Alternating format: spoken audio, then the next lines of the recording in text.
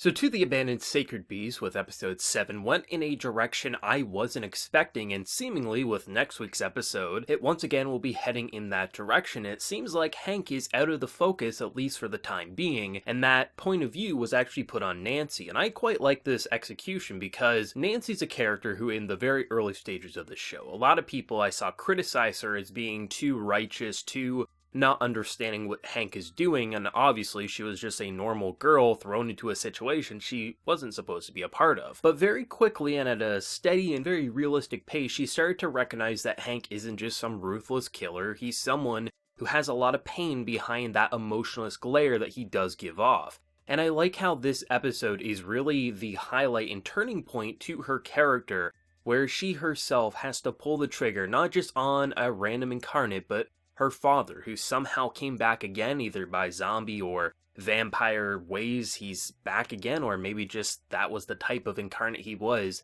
It just wasn't enough to kill him. And I love the idea of pulling the trigger. This is something that I think was really well built up to throughout the past half of this season here. We have someone who has been very much trying to find a way that there could be a potential route that they could go down where they don't have to pull the trigger and maybe some can be saved. And this is incredibly important right now because as far as she knows, Hank has lost control. He has a hit on his head, he has to be put down by all rights, basically, as the army is saying, and she's hoping that her belief that some could be saved is still going to be true so she doesn't have to kill Hank or someone has to pull the trigger on Hank. And I think this was a really solid episode overall. It was the most different feeling episode, the most different structured episode, because Hank was completely out of the forefront. Sure, we've had Nancy-focused episodes with her introduction, but this was an episode feeling as if we were still watching the same formula that we would normally see with Hank, except Hank was no longer here. And we really saw Nancy grow up in this episode in a very painful way,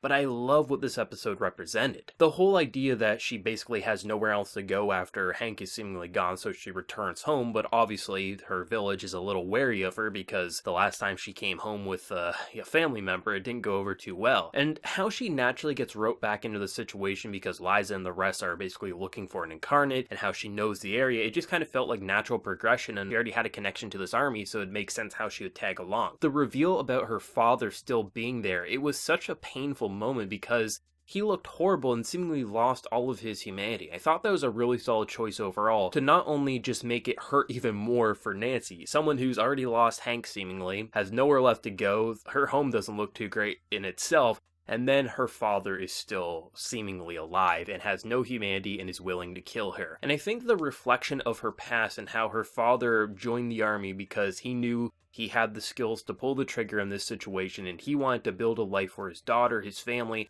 and for the people that he was trying to protect. And by the end of the episode, it came Nancy's time to pull the trigger. She received Godkiller bullets earlier in the episode, and she had to keep firing bullet after bullet after bullet as she was holding back the tears. And to just see that one glimmer of humanity at the very end where she was able to rest her head on her father's dragon-like finger, I think it just really showcased how strong the writing can be in To the Abandoned Sacred Beast. It's a series that could easily be looked at as just a big monster, you're fighting, you're killing, it's basically what you think anime is a lot of the time with fantasy-esque design military series, but there's such a human touch to this series that really elevates it into something else, and this was an episode that really highlighted and captured what Nancy's been through over the past 6 episodes, and with episode 7, we really see her reach a new level, a new path. She's joining the army on this mission to hopefully find Hank. As we see with the preview, it looks like we're going to be focusing on the Siren next week, and it's going to be interesting to see for how long Hank will be out of commission and ultimately what will happen, because she firmly believes not all of them will have to be killed. Firmly believes that because she doesn't want to believe that they all have to be killed because Hank is important to her at this point in time, and the fact that she would have to potentially pull the trigger on Hank is something that she doesn't even want to consider.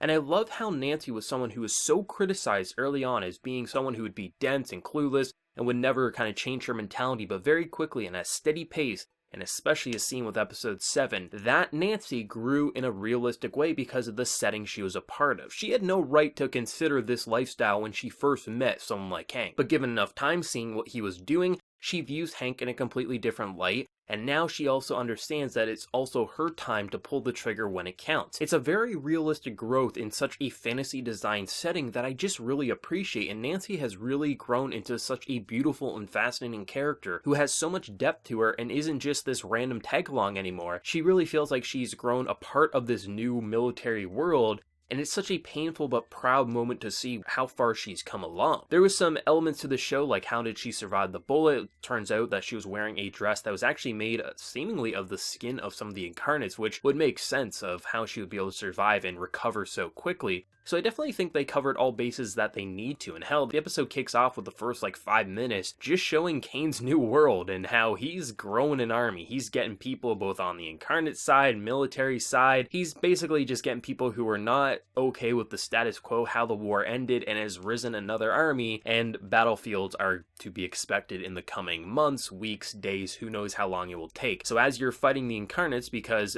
as the entire point of them being killed originally is that they'd be worse than any war, we've seen how quickly they turned the tides of the war before. They have to kill these incarnates before Kane can mobilize an army and start the war again, because once that war begins, once he has enough incarnates, it's over before it even began. And I think that's super interesting, how we started this anime off with a war being over in a few days, a few weeks, because of this monstrous beast army that was formed to turn the tides of war. And now, within the halfway mark of its first season, we're seeing that same thing start up again, but now it's the other side who could be winning. It's very, very interesting. I like how actually complex this story is at the end of the day, even though at a surface level you can sometimes view things as pretty straightforward, straight and narrow, and you understand where it's going, but in the background there's usually a lot more political sabotage going on underneath the hood, which really keeps it gripping overall. Once again, we get more of these, I just keep thinking of Attack on Titan with maneuver gear, except now we're in the world of To the Abandoned Sacred Beast. I love it. It's ridiculous because they're half skiing, half using guns, grappling hooks, nets, things like that. But it's cool. I don't know what it is. I don't think it's kind of nerdy and just geeky on a visual level, but when you see them in action, it's so interesting how they just feel like they're perfect for any situation, whether they're climbing up mountains, whether they're inside a building like with last week. It feels like they just have different mobility, different just functionality in order to make it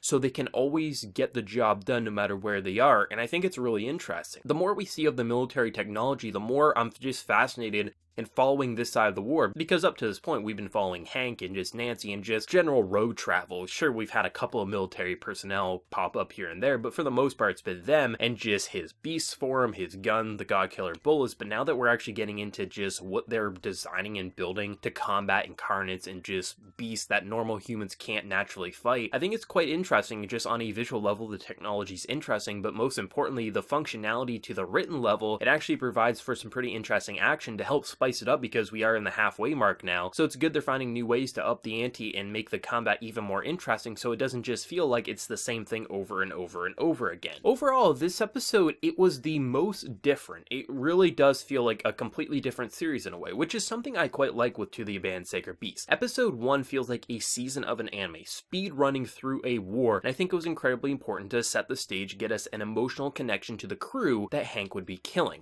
Episodes 2 through 6, it feels like something that was a lot slower paced, a lot more just better paced for what we were seeing, but it felt like a story, a season in itself. And now with this, it feels like we're starting yet again another season, but that's not a bad thing. It actually feels like the pacing knows what it's doing, when it needs to go fast, when it needs to go slow, when it needs to do something different. It feels like it knows what it's doing, and not many anime can say that, and that's why I think To the Abandoned Sacred Beast is one of the most criminally underrated shows of this season. It does a lot right. It does do some things wrong with sometimes the production and just some bland visuals here or there, and sometimes the character may rub you the wrong way, but at the end of the day, I feel like it really does do more right than wrong. And just seeing Nancy's voice actor at the end with having to pull the trigger, the tears coming down her face, you can't tell me that wasn't emotionally gripping. I thought it was incredibly well done directing, and I think when the visuals do need to go above and beyond just with visual symbolism and just how the frame is shot, it captures a pretty complex atmosphere quite well, and I think this was an exceptionally strong episode that was a completely different style episode that we've seen.